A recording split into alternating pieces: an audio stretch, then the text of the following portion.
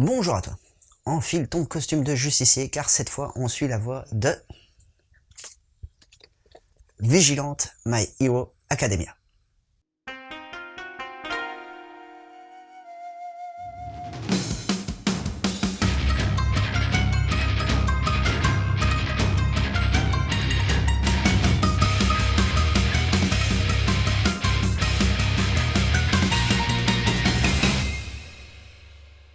Bon, pour te resituer le contexte, le monde de My Hero Academia est peuplé à 80% de personnages ayant des super pouvoirs appelés Alter.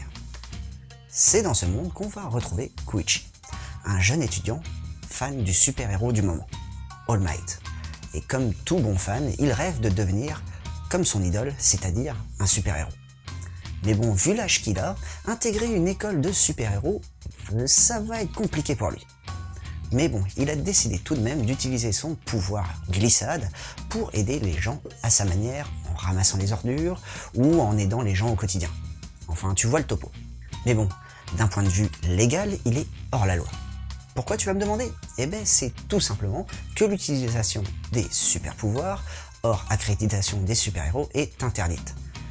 D'un côté, imagine-toi dans un monde où tout le monde aurait des super pouvoirs et les utiliserait comme il voulait. Ça serait un beau chaos. Mais bon, revenons à Koichi. Un jour, il va faire la rencontre d'un grand costaud dont une de ses grandes passions, c'est la bagarre. Ainsi qu'une autre jeune demoiselle, chanteuse qui ne rêve que de gloire. Ces trois personnages vont alors faire équipe pour essayer de démanteler un trafic de drogue qui rend leurs usagers, comme qui dirait, surpuissants.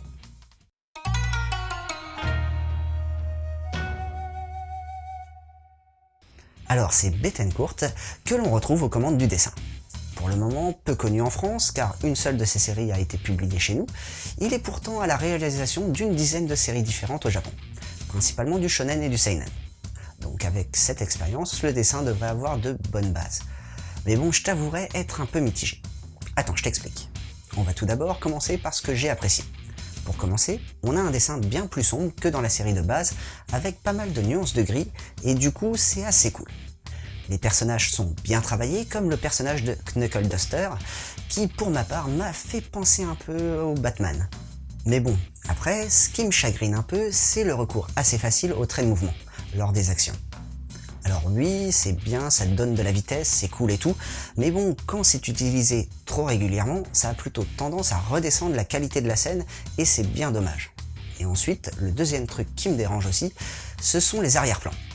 Alors j'en demande pas non plus sur toutes les cases, loin de là, mais bon, le peu de plans où il y a des immeubles par exemple, je les trouve pas exceptionnels, voire même un peu quelconques.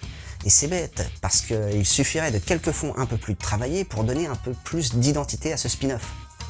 Après, la composition des pages est très bien réalisée. C'est dynamique, avec des superpositions, un découpage qui s'harmonise vraiment bien avec l'action. C'est d'ailleurs ce qu'on attendait avec un shonen.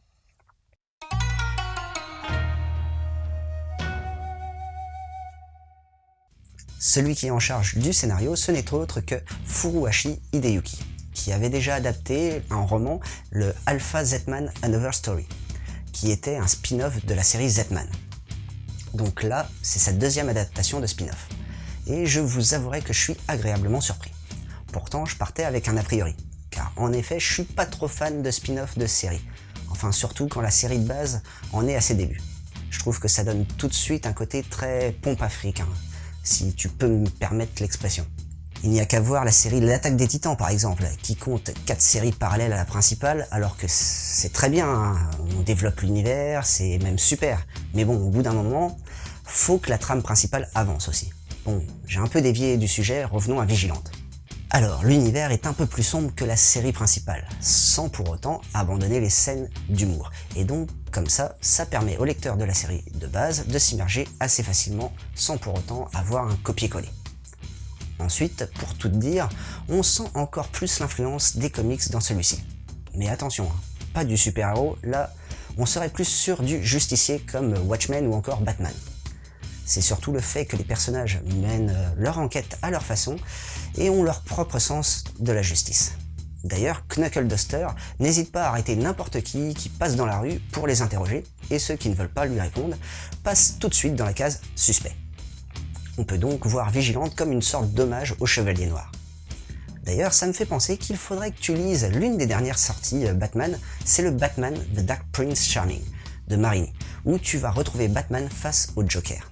Et prépare-toi à subir une claque visuelle. Ensuite, tu pourrais aussi te pencher sur Watchmen, que ce soit le comics ou le film, car il y a quelques différences entre les deux. Tu pourras ainsi découvrir une uchronie où des super-héros ayant cessé leur activité de justicier semblent disparaître un à un.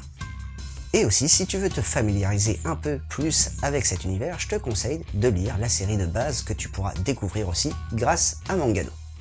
Et voilà, c'était Boubou, j'espère que cette chronique t'aura plu et donné l'envie de lire Vigilante My Hero Academia. Allez, sur ce, je te laisse, moi ça m'a donné l'envie de remettre mon costume de Batman. Et surtout, n'oublie pas de suivre la voie du manga.